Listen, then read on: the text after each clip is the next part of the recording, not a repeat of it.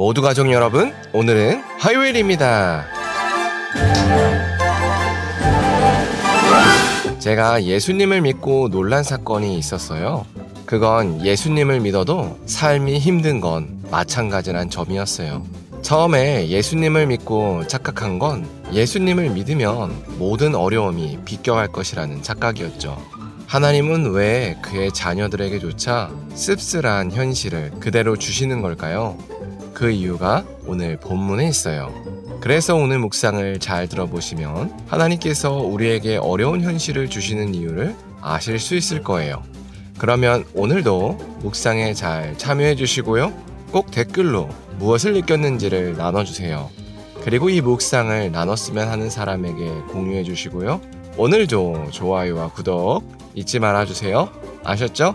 그러면 오늘 본문인 열왕기상 1장 두 번째 파트 듣고 올게요.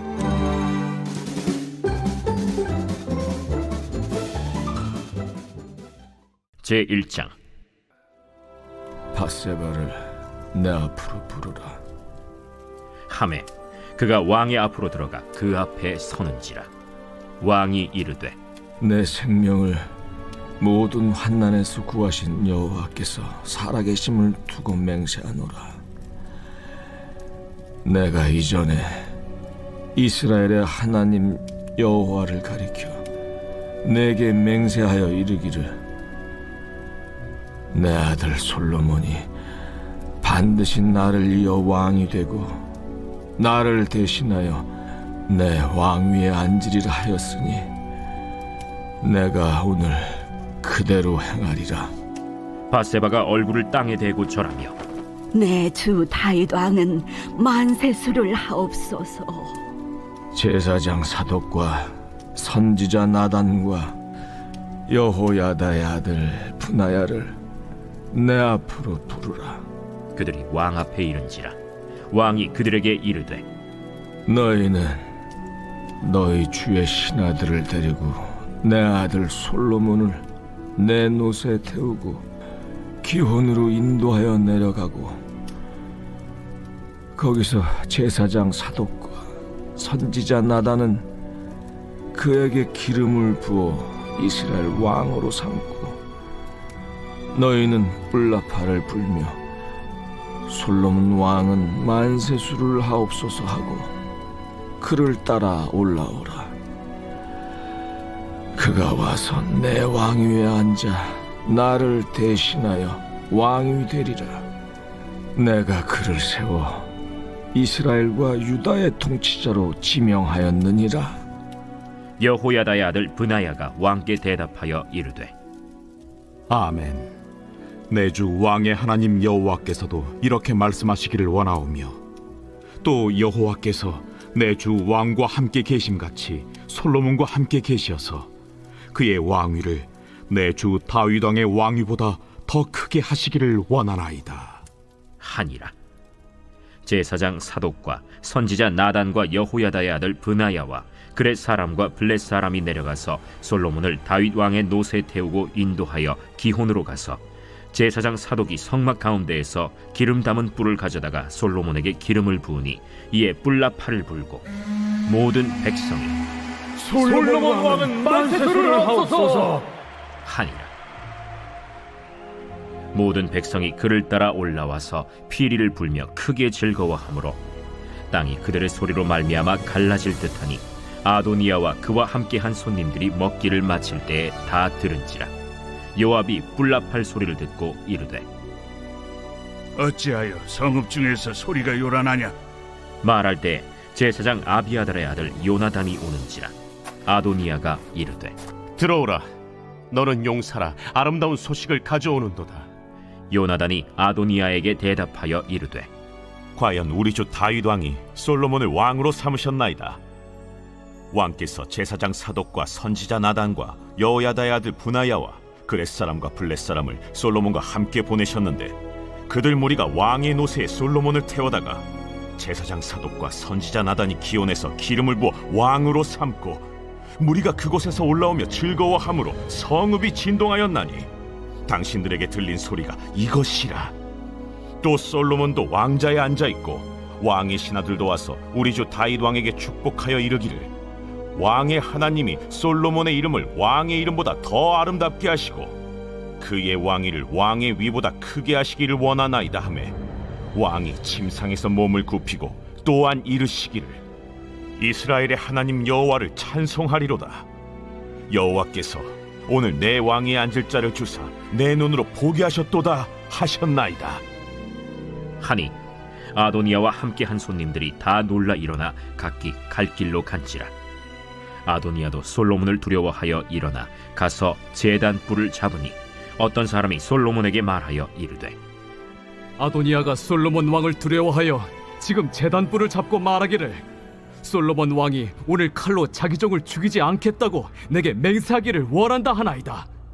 솔로몬이 이르되 그가 만일 선한 사람일진데 그의 머리털 하나도 땅에 떨어지지 아니하려니와 그에게 악한 것이 보이면 죽으리라 하고 사람을 보내어 그를 제단에서 이끌어내리니 그가 와서 솔로몬 왕께 절하매 솔로몬이 이르기를 내 집으로 가라 하였더라.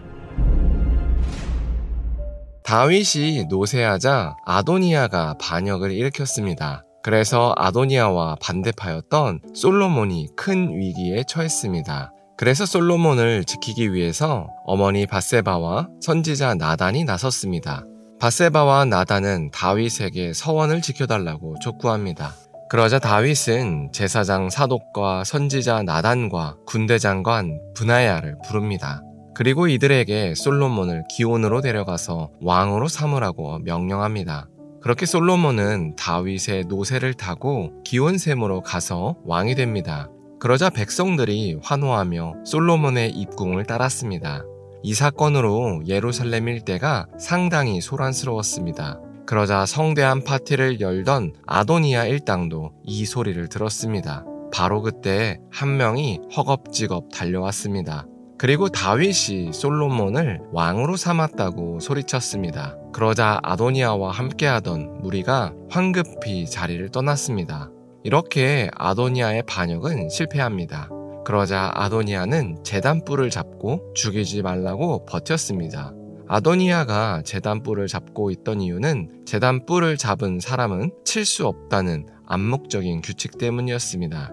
그렇게 솔로몬이 아도니아의 안전을 확인해주자 그제야 아도니아는 내려와서 솔로몬에게 절했습니다. 이렇게 솔로몬이 왕이 됐습니다. 솔로몬이 왕이 되는 과정을 보면 그렇게 아름답지만은 않습니다. 세상과 똑같았습니다. 아버지의 권력에 도전하는 아도니아와 이를 저지하기 위한 솔로몬 측의 투쟁이 있었습니다. 이런 모습은 세상의 역사와 별반 다르지 않았습니다. 사실 아도니아만 아니었으면 솔로몬도 아름답게 다윗에게 권력을 이양받을 수 있었습니다. 그러나 하나님은 그런 아름다운 시나리오를 허락해 주시지 않았습니다. 그 이유는 솔로몬이 세워가야 하는 나라가 어떤 나라인지를 보여주시기 위해서였습니다. 겉보기에 이스라엘은 하나님의 나라였습니다. 그러나 실상은 여전히 세상과 조금도 다르지 않았습니다. 솔로몬이 조금이라도 틈을 보여주면 누구라도 권력을 뺏기 위해서 달려드는 세상이었습니다. 이게 솔로몬이 처한 현실이었습니다. 하나님은 솔로몬에게 냉혹한 현실을 그대로 주셨습니다. 그 이유는 솔로몬이 이런 현실을 하나님의 뜻으로 바꿔가기를 원하셨기 때문입니다. 그게 솔로몬이 받은 사명이었습니다. 그래서 열왕기서는 다윗이 만들어 놓은 아름다운 왕국의 이야기가 아니었습니다. 열왕기서는 여전히 세속적인 나라를 하나님의 뜻대로 통치해야 하는 왕들의 고군분투기였습니다. 이처럼 우리도 냉혹한 현실에 놓여 있습니다. 우리가 교회를 가고 예수님을 믿는다고 우리의 현실이 아름답게 바뀌지는 않습니다. 갑자기 취업이 잘 되는 것도 아니고 갑자기 건강이 좋아지는 것도 아니고 갑자기 지인이 좋은 사람으로 바뀌는 것도 아닙니다. 우리의 현실은 여전히 쓰고 아픕니다. 하나님께서 이렇게 하신 이유는 하나님의 사람들이 냉혹한 현실을 어떻게 살아내는지를 세상에 선포하시기 위해서입니다.